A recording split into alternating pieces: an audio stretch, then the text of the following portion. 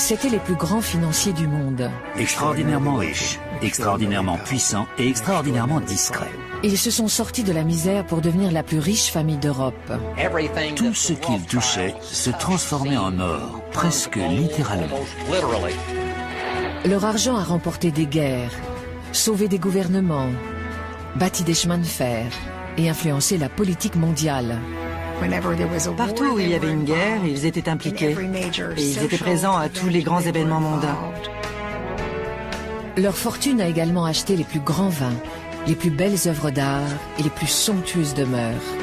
De magnifiques collections de tapisseries et de tableaux. Durant 200 ans, ils ont combattu l'establishment, l'antisémitisme et parfois les membres de leur propre famille. Les Rothschild ne ressemblent à aucune famille. Ils sont absolument uniques. Comme une bouteille de Château Lafite Rothschild, leur histoire est riche, puissante, complexe et mémorable. Voici la dynastie des Rothschild.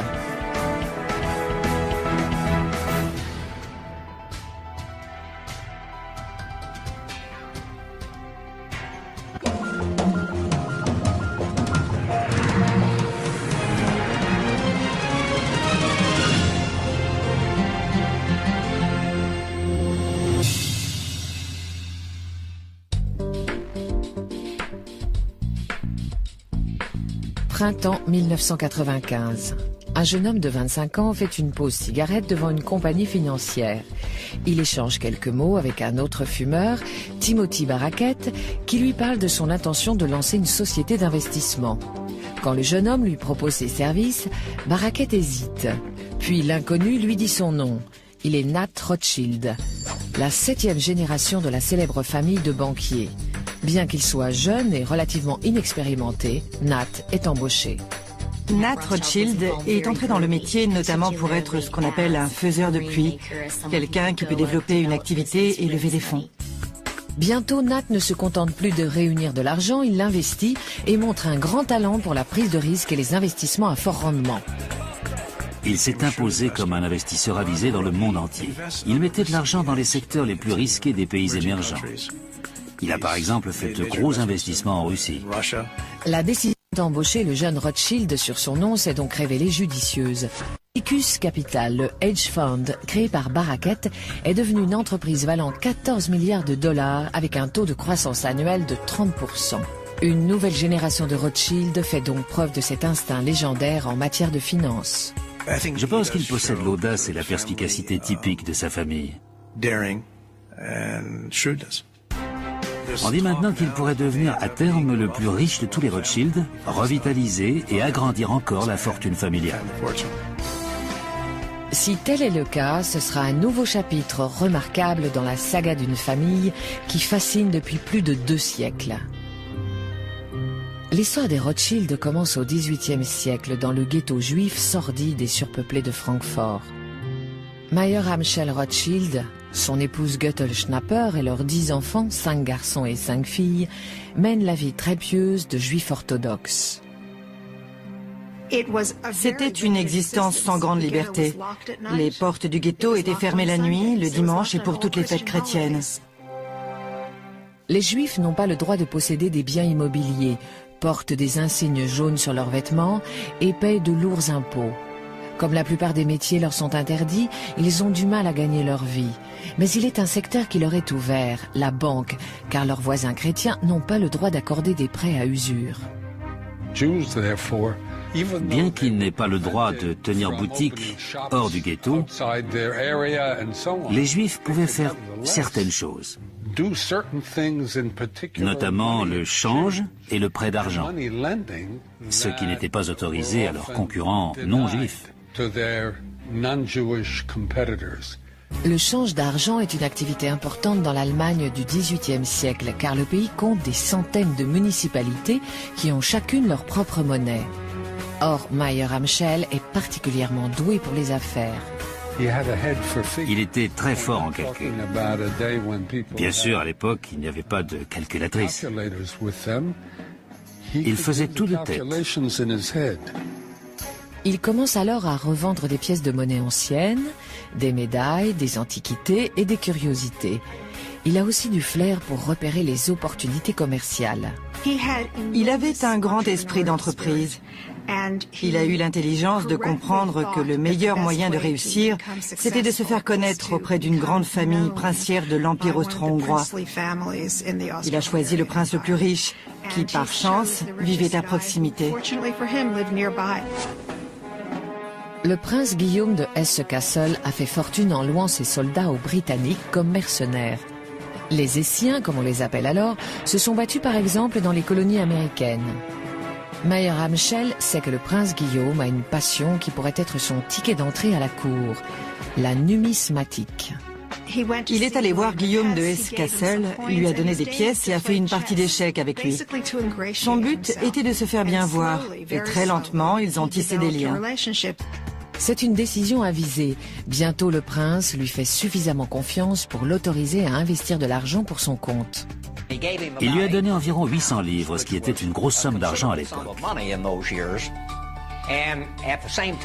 Il lui a également permis de se présenter comme l'agent du prince Guillaume. Comme ses affaires sont florissantes, il est rejoint par ses 5 fils, Amschel, Salomon, Nathan, James et Karl, qui se chargeront des relations avec les clients. Les 5 filles travaillent aussi, mais à la maison. Les filles faisaient les travaux d'écriture. Elles tenaient les livres de compte. Leur père insiste sur un point. En affaires, ils doivent respecter sa philosophie. D'abord, toujours payer vos factures à temps. Ne jamais avoir de retard. Ne jamais contracter de dette. Ensuite, être scrupuleusement honnête dans toutes vos transactions. Honnête et franc.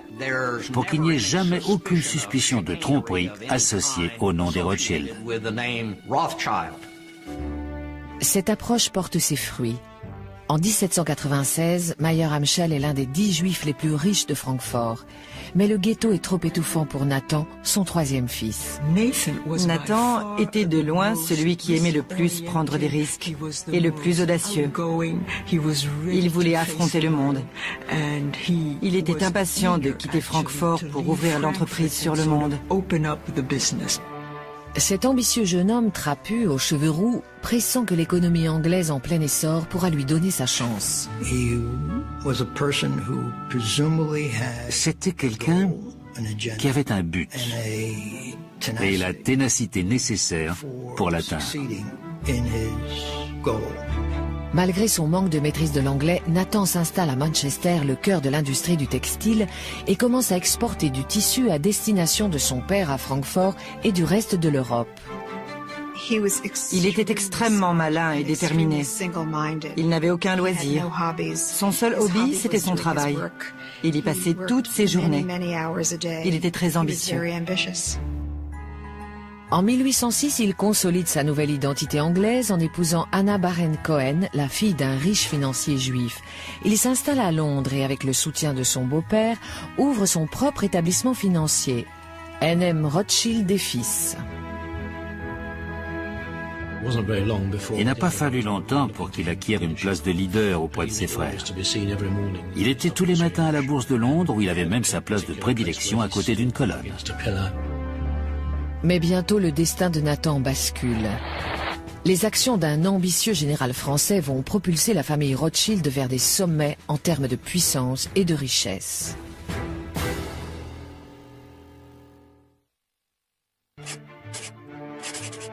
Au début du 19e siècle, les activités bancaires de Mayer Amschel Rothschild se portent à merveille.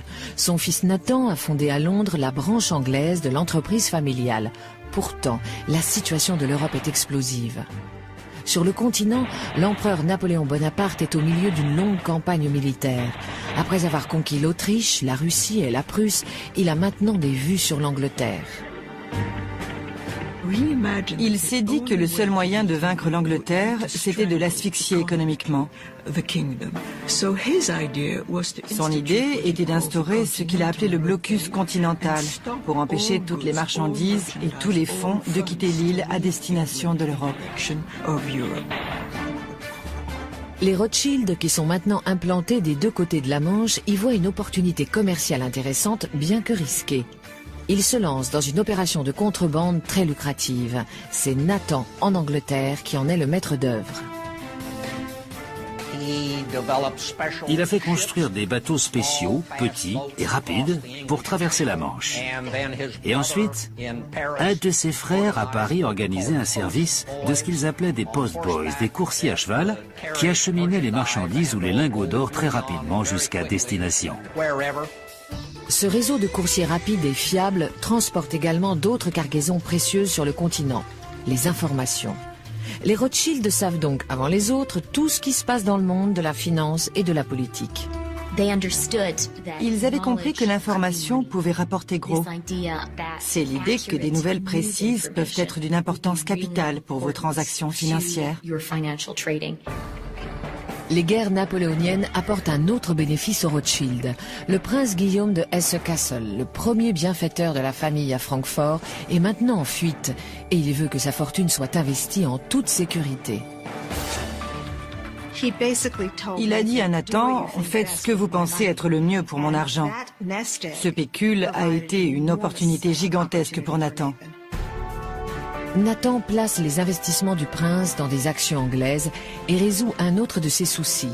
Guillaume de Hesse-Kassel veut pouvoir accéder à son capital où qu'il soit en Europe. Ce dont le prince de Hesse-Kassel avait besoin au même titre que les autres princes, c'était de banquiers pouvant lui garantir qu'il pourrait retirer son argent quand et où il le voulait. En 1814, alors que les troupes britanniques combattent l'armée napoléonienne sur le continent, elles ont un obstacle de taille à surmonter.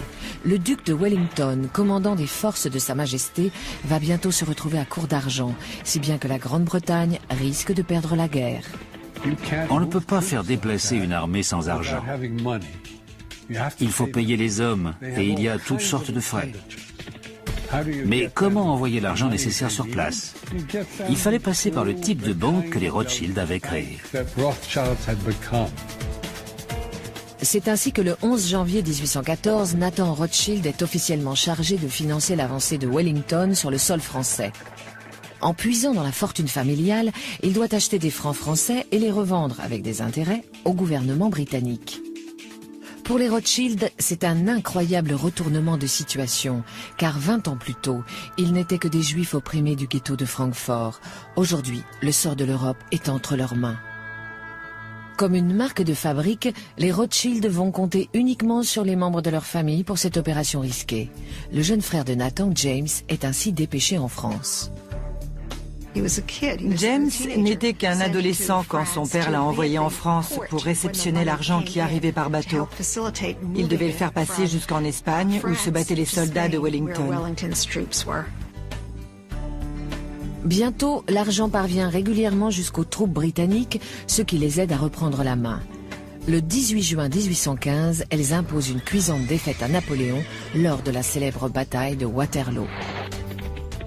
Juste après la victoire, un épisode va prouver les qualités du système de coursier des Rothschild. Dès que la bataille s'est terminée et que la victoire a été déclarée, Wellington a envoyé un messager officiel de l'autre côté de la Manche pour informer le gouvernement à Londres. Il est arrivé 24 heures après le coursier des Rothschild qui apportait la même information. La réussite éclatante des Rothschild durant les guerres napoléoniennes assure leur réputation et leur fortune. Elle marque aussi la naissance d'un nouveau concept dans la finance, car auparavant les gouvernements n'avaient que peu d'options pour réunir des capitaux. Vous pouviez soit augmenter les impôts, soit dévaluer votre monnaie, et aucune de ces solutions n'est très séduisante. Les Rothschild viennent d'inventer une troisième méthode. Un gouvernement peut contracter un emprunt auprès d'un organisme privé, comme une banque ou un particulier, en échange d'un titre promettant au prêteur de le rembourser avec des intérêts. Ce fut un moment très important dans la formation des marchés modernes des capitaux. Pourtant, même cette contribution très importante ne suffit pas à faire accepter les Rothschild par les milieux bancaires européens. Quand les financiers sont invités à accorder des prêts très lucratifs pour que la France puisse se reconstruire après la guerre, ils ne sont pas sollicités. À la fin des guerres napoléoniennes, c'est la plus riche famille d'Europe. Et pourtant, à la signature des traités de paix, les Rothschild sont tenus à l'écart.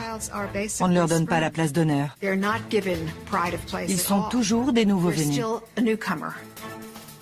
L'envie et le ressentiment envers les Rothschild et leur fortune s'expriment dans la presse populaire de manière encore plus directe. De nombreux dessins et caricatures ont été publiés. L'un d'eux montre par exemple Nathan Rothschild debout sur des pièces d'or. C'est le genre d'image que le public avait. Les insultes et le mépris ne font que renforcer la détermination des Rothschild. Malgré leur puissance croissante, ils doivent sans cesse faire face à l'antisémitisme.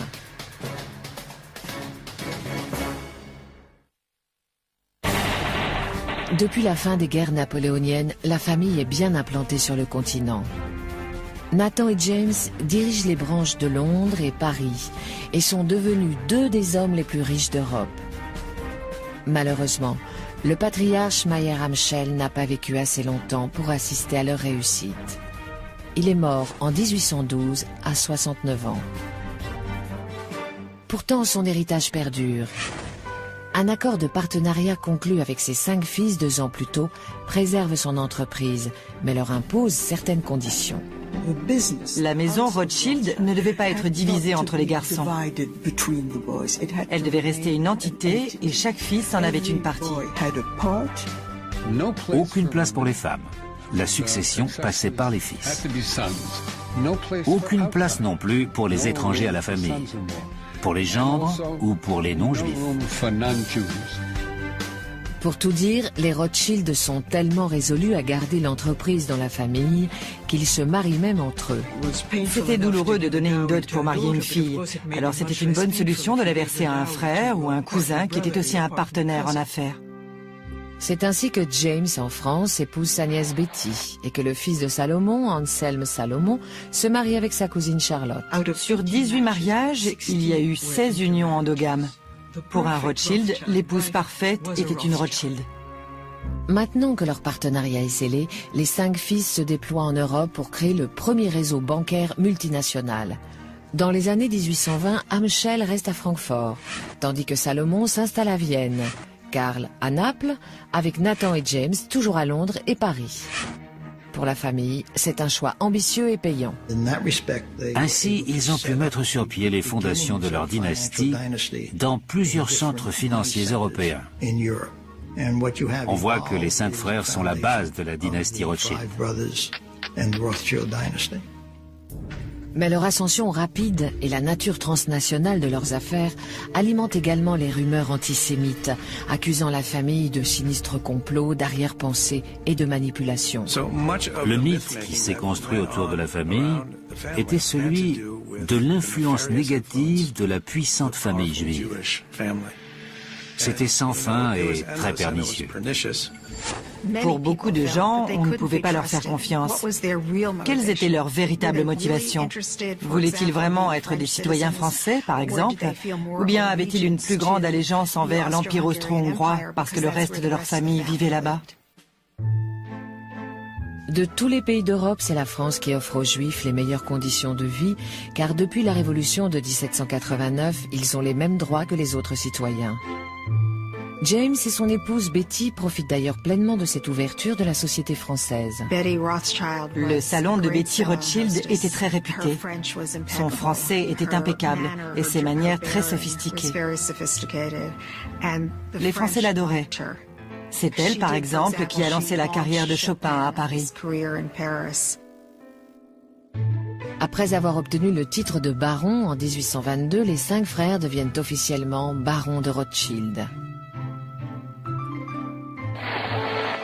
James est aidé par son amitié avec un jeune noble français, Louis-Philippe. Après la Révolution de 1830, la monarchie de Juillet porte Louis-Philippe sur le trône. Comme les finances du jeune gouvernement sont précaires, le gouvernement demande à James de prêter des fonds pour ramener une certaine stabilité. Une fois encore, les Rothschild bénéficient de leurs relations en haut lieu. Louis-Philippe avait confié tous ses capitaux personnels à James Rothschild. Il avait en partie grandi en Angleterre et il était très ouvert aux idées modernes sur le secteur bancaire. Pour lui, Rothschild était quelqu'un de très compétent. Mais s'il est bien considéré par les autorités, James joue aussi un rôle influent dans la communauté juive en donnant anonymement de grosses sommes pour soutenir des écoles, des hôpitaux et des synagogues. Les Rothschild aidaient la communauté juive, mais dans leur vie quotidienne, ils ne fréquentaient pas beaucoup d'autres juifs, même ceux des grandes familles bourgeoises. Ils étaient plutôt tournés vers l'aristocratie. James était en quelque sorte le roi des Juifs de France, mais c'était un souverain très distant. Dans les années 1840, James fait entrer sa famille dans l'industrie lourde car il devine le potentiel financier des nouvelles machines à vapeur. Ils se sont lancés dans la sidérurgie et l'exploitation minière. Ils travaillaient ensemble dans des mines d'étain, de mercure ou de diamants. James a construit les premiers chemins de fer de France. Son frère en a bâti en Autriche-Hongrie et plus tard, ce fut au tour de l'Amérique du Sud. Il y avait peu de secteurs où il n'intervenait pas. Mais en 1848, des barricades s'élèvent encore une fois dans les rues de la France, secouées par une nouvelle révolution. Louis-Philippe dépose les armes et James risque de perdre la protection des plus hautes instances. Mais quand le neveu de Napoléon, Louis-Napoléon Bonaparte, devient l'empereur Napoléon III en 1852, James l'assure de sa loyauté. À chaque fois qu'il y avait un revirement politique à la tête de l'État français, la seule chose qui ne bougeait pas, c'était la position prédominante du baron James. Peu importe qui était au pouvoir, Rothschild était là. En 1855, James fait construire le somptueux château de Ferrières, près de Paris. Quand il a appris que l'un de ses cousins anglais avait engagé le grand architecte Paxton pour se faire construire un manoir, il a appelé Paxton et il lui a dit « Construisez-moi une maison comme Mountmore », qui est le manoir de son cousin, mais en plus grand. Considéré comme le plus beau château de son époque, Ferrières a de quoi loger 100 domestiques et 80 chevaux et possède un petit chemin de fer souterrain pour apporter les plats chauds jusqu'à la salle à manger. Le château impose James comme un membre éminent de l'aristocratie. Même l'empereur Napoléon III demande à y être reçu. Il a donné une immense réception en son honneur. Bien sûr, quand Napoléon est arrivé, il a planté un arbre, comme le voulait la coutume. Il y a eu un immense banquet et une grande partie de chasse à courre pendant laquelle 900 faisans ont été abattus. Ce fut l'apothéose de la vie mondaine de James. Il faut se rappeler que le baron James avait grandi dans le ghetto de Francfort et qu'un petit garçon juif devait descendre du trottoir quand il croisait un chrétien. C'est incroyable de se dire que le même homme, une fois adulte, a chassé avec un empereur. Mais la santé de James pâtit de cette vie fastueuse. Accablé par la goutte et les calculs biliaires, il meurt de la jaunisse en 1868. Il est le dernier des frères à s'éteindre, le dernier des 5 de Francfort qui se sont affranchis du ghetto pour conquérir l'Europe. La famille a fait beaucoup de chemin, mais la génération suivante des Rothschild s'attaquera au dernier bastion de pouvoir qui lui échappe encore, la politique.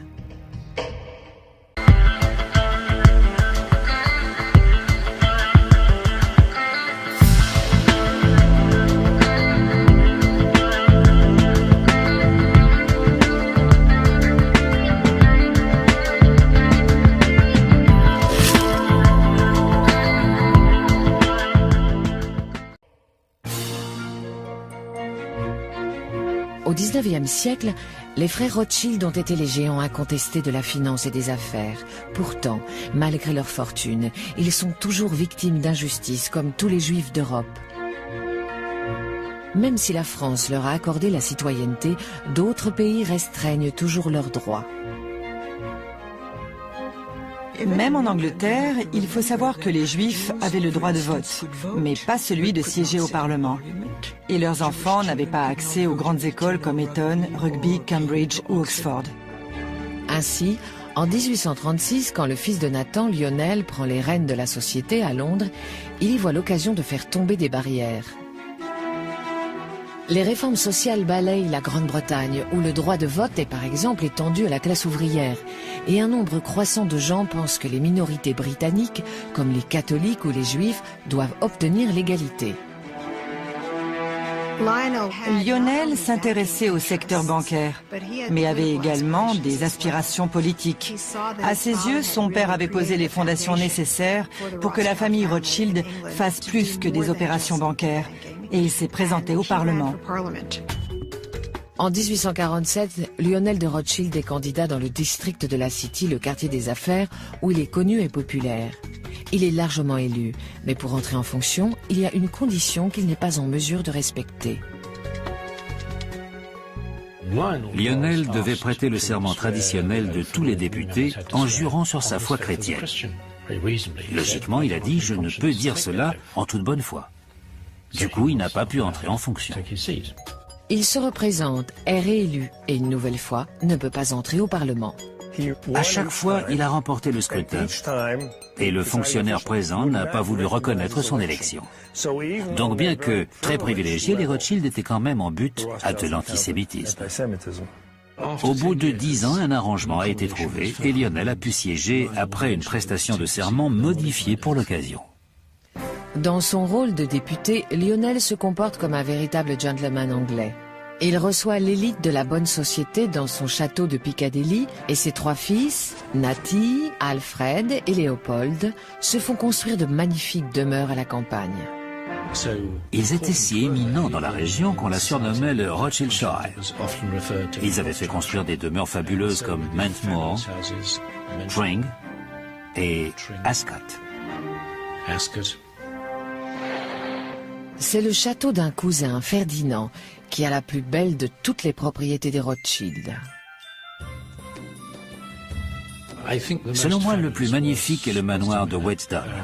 Le baron Ferdinand a réuni de splendides collections de toutes sortes de choses, des tapisseries, du mobilier français du XVIIIe siècle, des toiles de maître, etc. À Whetstone, il voulait tout ce qui se faisait de mieux. Ferdinand est le château le plus impressionnant. Mais c'est Lionel, grâce à ses contacts dans les milieux politiques, qui peut s'impliquer dans la marche du monde. En 1874, le gouvernement britannique commence à s'inquiéter pour son accès au canal de Suez, une route maritime essentielle vers les colonies de l'Empire. À l'époque, les propriétaires égyptiens du canal ont des difficultés financières. Quelqu'un allait devoir renflouer les Égyptiens pour éviter que le canal de Suez ne fasse faillite. Inquiet du risque d'une prise de contrôle par les Français, le Premier ministre britannique Benjamin Disraeli décide d'acheter une part importante du capital du canal. Mais cela coûtera 4 millions de livres. Disraeli est allé voir la reine pour lui dire que c'était la meilleure solution pour l'Angleterre, mais qu'il ne pouvait pas garantir qu'il aurait les 4 millions, parce que le Parlement n'était pas en session. Le Premier ministre se tourne alors vers son ami Lionel de Rothschild. Lionel a dit « Laissez-moi y réfléchir ». Et le lendemain matin, il lui a renvoyé un message disant « Vous avez les 4 millions ». Ainsi, la Grande-Bretagne a pu prendre une participation majoritaire dans le canal. Et Disraeli a envoyé un célèbre télégramme à la reine avec ces mots « Vous l'avez, madame ». C'est un véritable tour de force. Maintenant, le passage par le canal de Suez est garanti pour les navires britanniques et l'Empire continue à prospérer en Inde et en Afrique. La population se réjouit et Disraeli et Lionel sont les héros de la nation. Quand Lionel succombe à une crise cardiaque en 1879, la famille décide de recentrer ses activités sur les prêts commerciaux. La maison Rothschild a atteint l'apogée de sa réussite et de sa puissance sans doute vers 1880. Ensuite, les gouvernements se sont montrés plus rationnels dans leur politique fiscale, leur code des impôts, etc. Si bien que le besoin de financement privé a non pas disparu totalement, mais considérablement diminué. Au début du XXe siècle, le monde doit faire face à de nouveaux défis sociaux et politiques. Les Rothschild, toujours impliqués dans le secteur bancaire, n'ont aucune stratégie pour gérer les turbulences économiques des années 1920 et 1930. Et leur appartenance religieuse les met en danger face à la montée en puissance d'Hitler. Les nazis n'ont pas fait beaucoup de victimes parmi les Rothschild, parce qu'ils avaient les moyens de quitter les pays qui allaient être occupés juste avant l'invasion. Mais l'un des frères vivant en Autriche a été emprisonné par les Allemands. D'ailleurs, le flegme avec lequel le baron Louis von Rothschild a accueilli son arrestation à Vienne est devenu légendaire. Quand les SS sont arrivés, il prenait son dîner. Il n'avait pas tenté de quitter le pays alors qu'il l'aurait pu. Il leur a dit « Mon chef cuisinier n'a pas encore terminé mon dessert. J'aimerais rester. » Visiblement, les SS ont été tellement impressionnés par son attitude qu'ils l'ont laissé faire. Mais ensuite, ils l'ont conduit au QG de la Gestapo, puis transféré dans un hôtel qui servait de prison aux détenus VIP.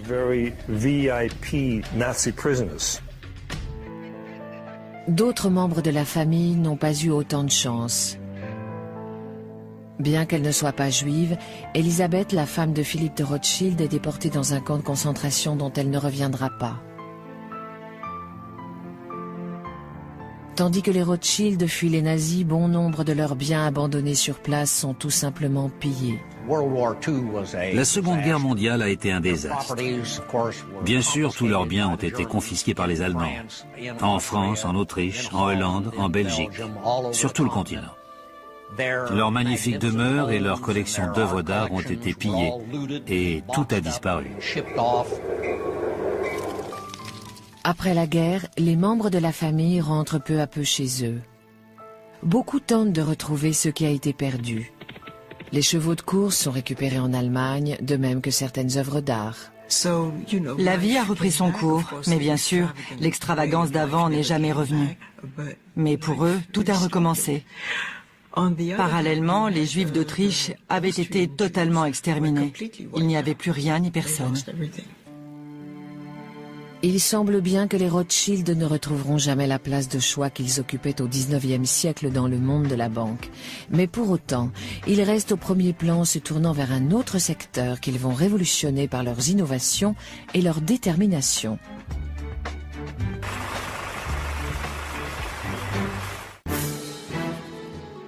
Aujourd'hui, le nom Rothschild est toujours synonyme de richesse, de philanthropie et de bonnes manières. Il est aussi inextricablement lié à l'industrie du vin. Les deux entreprises rivales gérées par la famille, Château Lafite et Mouton Rothschild, sont connues dans le monde entier. La marque Mouton Cadet est même l'un des Bordeaux les plus vendus. À l'origine, Nathaniel s'est intéressé à la viticulture comme à un investissement immobilier dès 1853, quand il est venu de Londres à Paris travailler pour son oncle James. Il a entendu parler de moutons qui étaient appelés bras de mouton à l'époque. Et il l'a acheté pour une modique somme. Il avait senti que c'était un bon investissement. Rebaptisé Château Mouton Rothschild, il est déjà l'un des meilleurs vins de Bordeaux. 15 ans plus tard, en 1868, James, l'oncle de Nathaniel, achète le domaine viticole voisin, Château Lafite, lui aussi de grande qualité.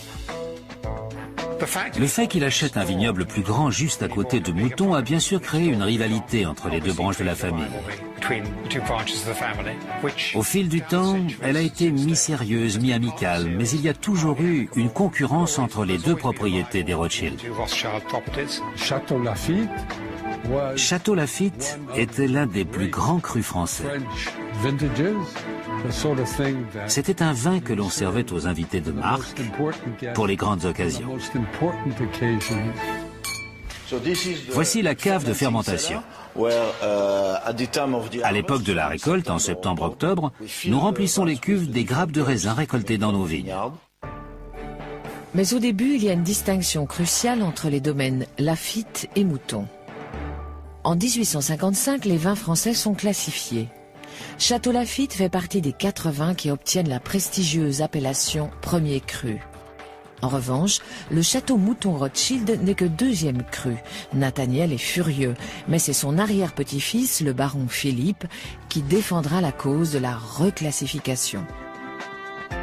Philippe a repris Mouton Rothschild. Et il a décidé d'augmenter le chiffre d'affaires. À l'époque, Philippe n'a que 20 ans et il est surtout connu pour être un playboy et un pilote de Formule 1. Il était très exubérant. C'était un homme qui savait ce qu'il aimait et les Rothschild avaient l'habitude de toujours obtenir ce qu'ils voulaient. Il a fait les yeux doux à ma femme, qui était très belle, avec un peu trop d'assurance à mon goût. C'est un néophyte qui arrive dans le monde très fermé des vins de Bordeaux. Mais grâce au flair légendaire des Rothschild, il comprend vite que la qualité du vin est compromise par la sous-traitance de l'embouteillage. Jusqu'alors, le vin des châteaux du Bordelais était envoyé en fût jusqu'à Bordeaux pour être mis en bouteille par les marchands. Philippe a dit il faut que ça change. Je veux un contrôle total de mon vin du pied de vigne au produit fini. Je vais le mettre en bouteille au château. Bientôt, tous les autres grands vignobles lui emboîtent le pas. Mais ce n'est pas sa seule idée novatrice. Philippe avait le sens du spectacle. Il a compris les avantages de la publicité et à l'époque c'est tout juste s'il y avait des étiquettes sur les bouteilles de Bordeaux. Lui, il s'est dit allons plus loin et changeons l'étiquette tous les ans. Je demanderai à chaque fois à un grand artiste de la dessiner. Au fil du temps, il a eu les plus grands peintres, Chagall, Dali, Picasso. Il crée également Mouton Cadet, une marque de Bordeaux bon marché. Philippe s'est dit qu'il y avait de l'argent à gagner en produisant un vin que les gens ordinaires pouvaient s'offrir. Et c'est comme ça qu'est né le Mouton Cadet. Mouton Cadet remporte un tel succès qu'il doit acheter d'autres vignes dans la région bordelaise pour répondre à la demande. En 1973, il réalise son vœu le plus cher, la reclassification de son produit phare, le Château Mouton Rothschild.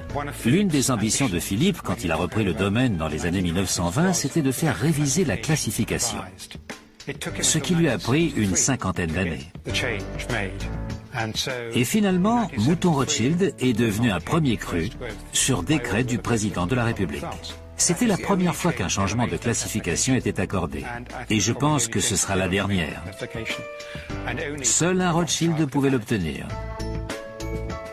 Quand le baron Philippe s'éteint en 1988 à l'âge de 85 ans, le domaine Mouton Rothschild est repris par sa fille Philippine. Elle continue à le faire fructifier en doublant presque le volume des caisses vendues pour atteindre plus de 2 millions en l'an 2000. Elle diversifie également sa production en achetant des vignobles au Chili et en Californie. Pendant ce temps, le domaine Laffitte est repris par le baron Éric en 1974. Lui aussi s'ouvre à l'étranger avec l'acquisition de vignes en Argentine, au Chili et au Portugal. Si la rivalité persiste entre les deux domaines, elle reste amicale et l'émulation est bénéfique. Dans chaque vignoble, l'équipe est déterminée à faire mieux que ceux d'en face. Et cela a dû concourir à maintenir la bonne qualité de leur vin. Mais les Rothschild ne sont pas seulement des producteurs de vin, ils restent des banquiers. Dans les branches de Londres et Paris, ils s'efforcent de perpétuer la tradition familiale en influençant leur époque. Dans les années 1980, les tensions qui en résultent vont déboucher sur une guerre acharnée opposant un père et son fils. Depuis maintenant plus de 2 siècles, le nom des Rothschild est associé à la banque et à la finance internationale, mais aussi au monde du vin, de l'art et de la philanthropie. Pourtant, dans les années 1950, la réussite de la famille dans le monde des affaires semble compromise. Toujours sous le coup de la Seconde Guerre, les banques de Londres et Paris sont sur le déclin et se contentent de gérer des comptes personnels et de s'occuper de riches clients.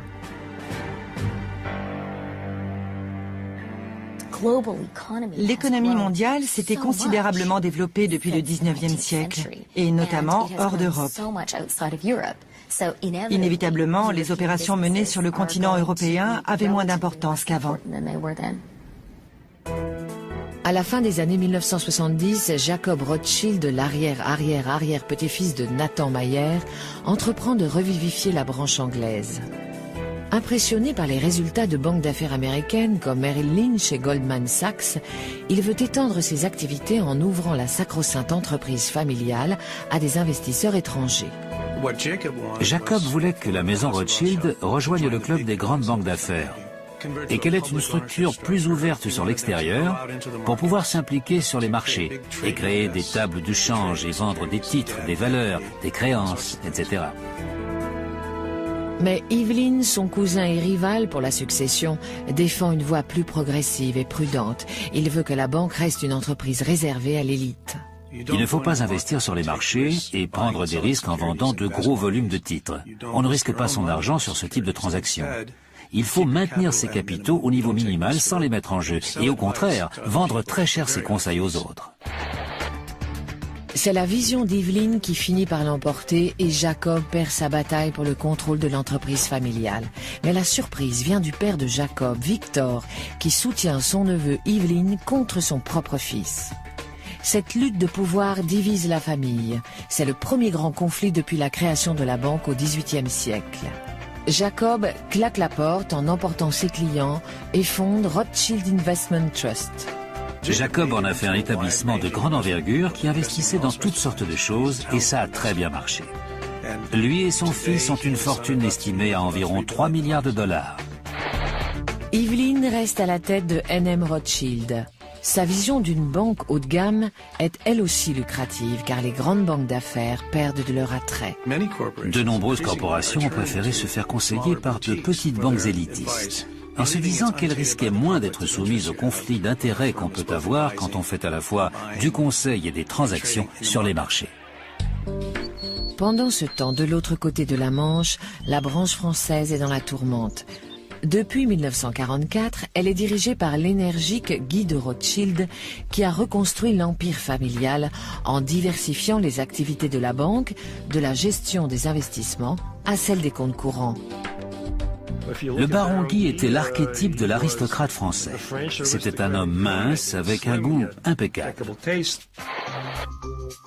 Mais en 1981, le gouvernement socialiste de François Mitterrand prend une décision sans précédent. Il nationalise la banque. Bien qu'il reçoive une compensation financière, Guy est anéanti. Guy avait tout perdu pendant la guerre. Et ça a recommencé en 1981. Là, il a dit « Trop, c'est trop, je m'en vais ». C'est la destruction de mes 40 années de vie professionnelle et de ce que j'ai bâti avec mes associés durant toute cette période. Tout ça nous est arraché des mains. Il s'est dit qu'à cause de leur nom, de leur réputation et de leur argent, les Rothschild avaient été pointés du doigt. Guy s'installe provisoirement à New York mais finit par revenir en France après un changement dans la politique du pays. Il travaille alors avec son fils David à la réouverture de la banque. C'est une réussite remarquable, notamment de la part de David de Rothschild, car il a réussi à reconstruire la banque française en repartant de presque rien. Ils n'avaient même pas le droit d'utiliser leur nom, même s'ils avaient toujours leur réputation et leurs relations, ce qui les a forcément aidés. Dans les années 1990, il devient évident que les branches concurrentes de France et de Grande-Bretagne vont devoir unir leurs forces si elles veulent survivre dans le monde sans pitié de la finance. En 2003, pour la première fois depuis que Nathan et James ont collaboré pour vaincre Napoléon en 1815, les deux banques fusionnent. Evelyn abandonne son poste à la tête de la branche anglaise et David, son homologue français, prend en charge la direction du nouveau groupe. Aux yeux d'Evelyn de Rothschild, l'une de ses plus grandes réussites, c'est la réunion des branches françaises et britanniques de la famille. Au moins un membre de la nouvelle génération semble reprendre brillamment le flambeau familial. Nat Rothschild, associé d'Henrit, le fonds d'investissement londonien créé par Jacob, son père, a remporté un immense succès au sein du hedge fund Atticus Capital. Il a notamment gagné gros en conseillant les nouveaux milliardaires russes. Cela démontre un grand esprit d'entreprise et une volonté de se jeter dans l'inconnu avec une audace qu'on n'attend pas d'une famille si vieille et si établie. Nat a également hérité du goût des Rothschild pour la grande vie. C'est un passionné de ski et de belles femmes comme l'actrice Nathalie Portman. Et il utilise son jet privé pour faire la navette entre ses différentes propriétés de Suisse, de Paris, Moscou, Londres ou New York. Pourtant, il préfère rester loin du feu des projecteurs. Clairement, Nat Rothschild a une attitude très ambivalente vis-à-vis de la notoriété et peut-être de son nom de famille. Bien sûr, d'un côté, les relations familiales l'ont beaucoup aidé. Mais je pense qu'être un Rothschild, c'est aussi un fardeau. Il faut se montrer à la hauteur de ce nom et on doit se demander comment, en tant qu'individu, on peut laisser sa trace personnelle dans l'histoire familiale. Que ce soit ou non un poids, c'est un héritage impressionnant et unique. Il est frappant de voir une famille de banquiers se perpétuer sur 6 ou 7 générations. Toutes les anciennes grandes banques commerciales, sans exception, ont fait faillite ou ont été rachetées et absorbées par les banques d'affaires.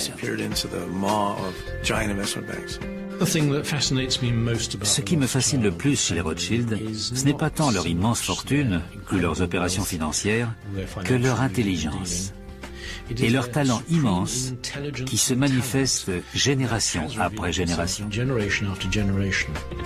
Ce qui est le plus remarquable, c'est qu'au bout de 2 siècles, les Rothschild sont toujours influents sur la scène internationale et que leur expertise est toujours recherchée. Avec les marchés financiers extrêmement sophistiqués que nous avons aujourd'hui, avoir les conseils d'un Rothschild, c'est très rassurant.